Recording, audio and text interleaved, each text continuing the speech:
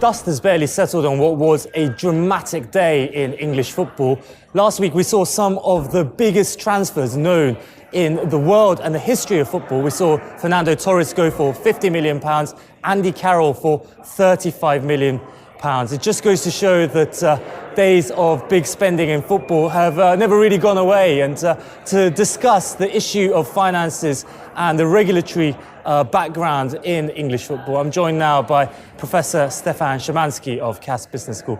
Stefan, just goes to show big money, big football, big game. Well, I guess that's right. And what people were thinking was in the last couple of years that spending had been falling. We hadn't had any of the big dramatic transfer deals that we've seen in the past. And maybe the effect of the recession was hitting football. But I think what really we've seen last week is that money is still coming in quite rapidly into the Premier League, particularly through the sale of its overseas broadcasting rights. They're now generating huge amounts of money by overseas sales. And that money, as always, is seeping into the pockets of the players. And that's why we've seen a big jump in fees. Obviously, for the fans of Chelsea or Liverpool, when their clubs are spending big money, it's probably a cause for celebration. But big money hasn't always been very popular in the wider football community, has it? Well, a lot of people have complained about the fact that football in this country has been so commercialised over the last 25 years. So it's people feel that ticket prices are too high, that the player salaries are too high, that it's all about money now and it's not about football in the way that it used to be. And people are also comparing it unfavourably with countries like France and Germany, where ticket prices seem to be a lot lower and where there seem to be much stronger regulation of football clubs. And this has been an issue that's been obviously in discussion amongst MPs at the Department of Culture, Media and Sports this week.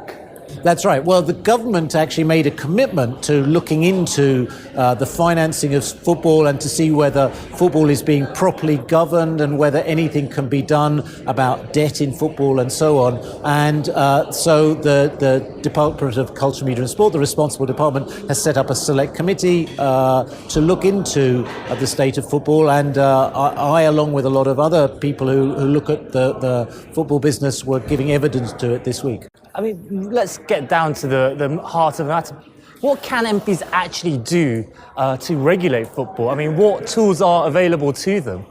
Well, I mean, as with any industry, the government could establish by law a regulator who could have really more or less unlimited commercial control over the league. So if you think about, say, an organisation like Ofwat, the water regulator is allowed to look at the finances and accounts of the water companies, allowed to tell them how much they're allowed to spend, allowed to tell them what they should invest in, or allowed to tell them what they will be allowed to charge. So really quite deep and thoroughgoing rights to interfere with what they're doing. And you could, in principle, see the same thing happen in football, telling the clubs what they can spend, what prices they can charge, and so on.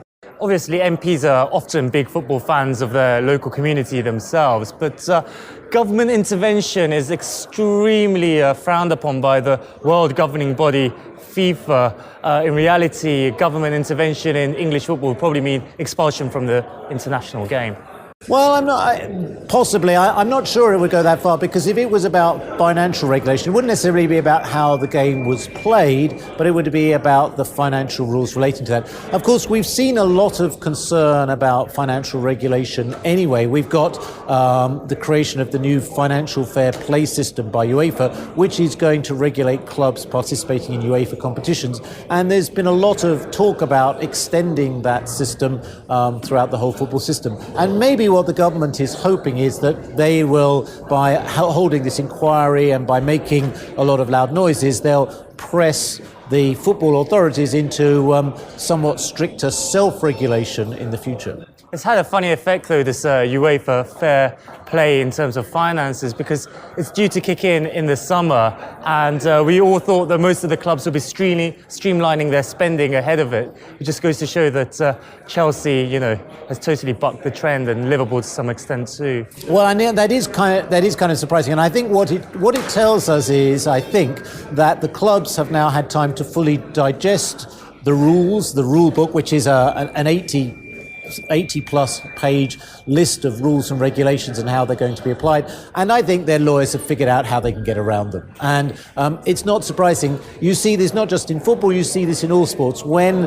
governing bodies or league management committees start to put regulations into place in order to bring some control over the game, immediately the clubs and the players start finding loopholes and ways around it. And my prediction is that the rule book of financial fair play will be more than 800 pages long within a couple of years. And I guess this is a £1 billion question, this cat and mouse chase between football clubs and regulators or the governing body.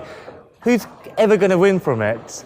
Well, I mean, one of the things I think is perverse is that people think that the unregulated nature of English football currently puts it in a crisis, whereas actually, objectively speaking, it's actually in better shape than it's ever been. Attendances are now back to levels that were last seen in the 1950s. So really, there's been a tremendous recovery in attendance in football, even though ticket prices are extremely high. Football is very successful. Big crowds are going at all levels of the game, not just the Premier League, but the Championship, League One, League Two. It's internationally very popular, which means not just that there are foreign investors, but that in territories around the world, people are obsessively following the Premier League. And it's really way ahead of its European rivals in Spain, Italy, Germany in this respect. So it's ironic that people are crying for regulation just at the time when in reality, football in this country is doing rather well. And just one final question. Bearing in mind that so few football clubs are genuinely profitable, maybe the biggest winners of all of big spending is actually the fans who are crying out, for change. Are the biggest winners themselves. Well, that's absolutely right. I mean, it's ironic, isn't it, that we see fans and fan supporter groups clamouring for regulations which will make the football clubs profitable because those profits will be coming out of their own pockets. What's good for the fans is actually for clubs to make no money at all. Everything they spend goes on the players. Everything they gets spent on the players, and that actually makes for better football. And that's really what the fans would want: better football, not more money in the pockets of the owners. Yeah, well, I guess watch this space. And Professor Stefan Szymanski, thanks very much. Thank you.